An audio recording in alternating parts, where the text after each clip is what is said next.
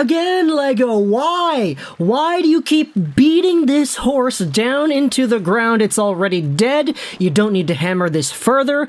And here's why. Because the Stanley Cup Playoffs is going on, and we have ourselves some eliminations that had just taken place over the last few days. And with all of this stuff being in the foreground, I think this is a great opportunity to talk about the Carolina Hurricanes and New York Islanders series, because hey, guess what? The series is over. The Hurricanes ended up defeating the Islanders in 6 games, and all it took was a 2-1 overtime victory yesterday in Game 6 to get things done.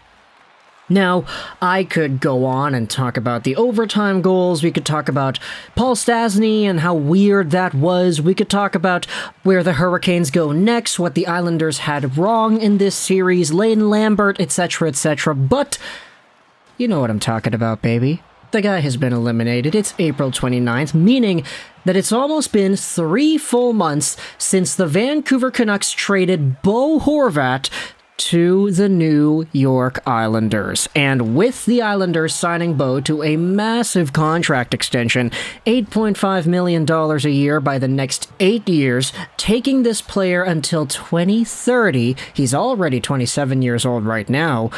And we have ourselves a bunch of things to go over 3 months after the trade had been accomplished. I'll tell you that for free. So, I know this has been the umpteenth video we've made about Bo Horvat, but I guess with everything coming to a close, it kind of makes sense to go over everything one more time, not just for the Islanders' sake, but for Bo Horvat's sake as well. Because in the Stanley Cup Playoffs in 2023, Bo Horvat, in the 6 games played that he had with the Islanders against Carolina, had 1 goal and 1 assist for 2 total points. Now, the 1 goal he scored was a pretty meaningless goal. Sure, it was shorthanded, sure it was on a breakaway, sure it was nice, but that goal came in a very pointless moment in, what was that, Game 4? The Hurricanes were up 5-1, and then Bo Horvat, with like a few minutes to go in the 3rd period, scored a shorthanded goal. So really not the most impactful nor meaningful goal that was scored out there. However, I do want to make a comment about that, because after Bo scored that goal, we had a lot of Canucks fans kind of jumping on the bandwagon saying, hey, look at that, that's Bo Horvat doing the Bo Horvat signature. Goals in garbage time. Goals when they don't really mean anything anymore. Goals when the game is already decided, and goals just to make his stats look a tad better.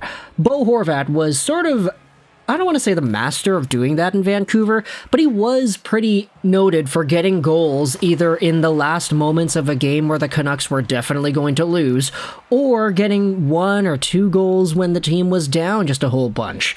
This was a pattern we had seen, and it was very strange to make note of it, especially how it turned up once again in New York against Carolina here. It was very interesting seeing a lot of Canucks fans bring that up, saying, yeah, no, this happens a lot, where Horvat scores a bunch of goals, or he scores a goal when it doesn't really matter anymore. But either way, moving on to the other point that he had gotten, he scored an assist on the Barzal goal in game number 5. That was the game winning goal, I believe, so Horvat did get himself a pair of points in games 4 and 5. One of them wasn't important, the other one kind of was, but at the end of the day, those are the only 2 points he had scored in a 6-game series against Carolina. Now, when you take a look at Bo Horvat's holistic performance with the Isles, in the regular season, 16 points, 30 games played, 7 goals, 9 assists. If you add everything up, the guy went from 49 games and 31 goals, 54 points with Vancouver, to 36 games with the Islanders, only 8 goals and 10 assists for 18 points. He dropped off tremendously when it came to just raw hard point production, and you could kind of see this coming in a way. I know a lot of people in Vancouver especially were sort of saying, hey, wait a minute, Bo and the amount of points that he was able to get in Vancouver, that's not sustainable, because with the Vancouver Canucks, the guy had a 20-plus shooting percentage. A whole bunch of his goals were tips and shots on the one-timer getting fed by JT Miller and Elias Pettersson. There was just a really good system in Vancouver, and Bo happened to be the trigger man. Sure, he had 31 goals and 49 games played, and you want to see a guy go over to a struggling offensive team like New York and be the savior. You want this team to get the goal score that they've been longing for years. 31 goals and 49 games played, that is a pace of, what is that? 31 divvy 49 multiplied out by 82, on pace for 52 goals. That's a 50-goal score right there, but that 50-goal year comes in a contract season when Bo Horvat is playing some of the best hockey of his career because he's getting fed by the best players in his career too. Sorry, Hank and Dank, they were very good back in 2014-15 when Bo Horvat was a teenager, but he wasn't playing with them necessarily.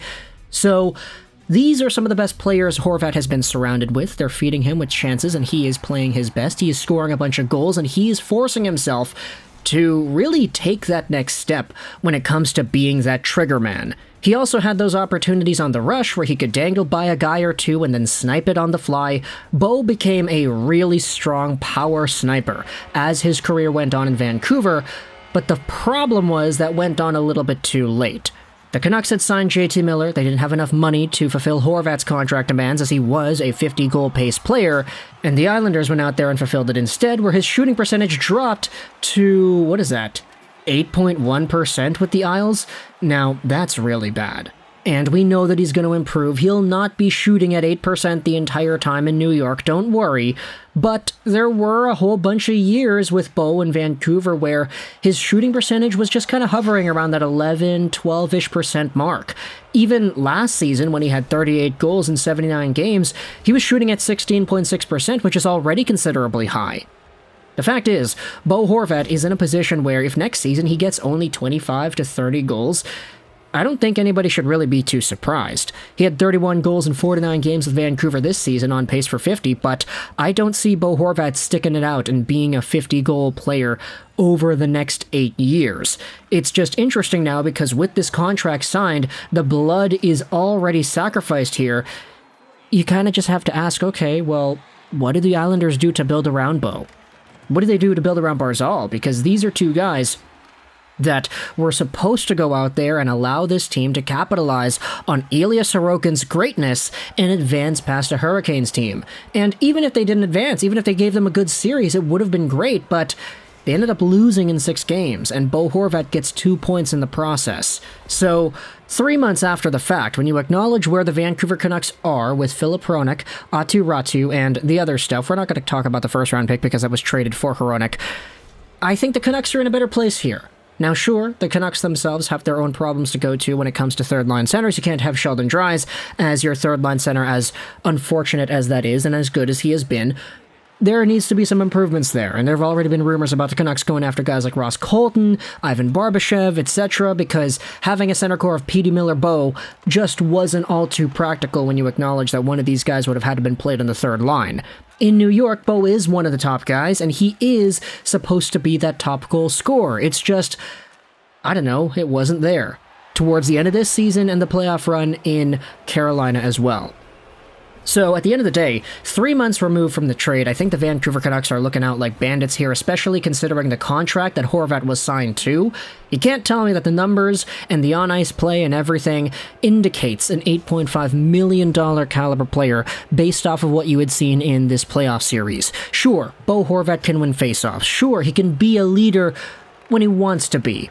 But also, sure, he can go out there and have cold streaks, and these were very prevalent during his time in Vancouver. He was actually getting a little bit cold once the Canucks traded him to New York. He was already on a little bit of a mini slump, so the Canucks kind of sold high at the best time possible, if you're asking me.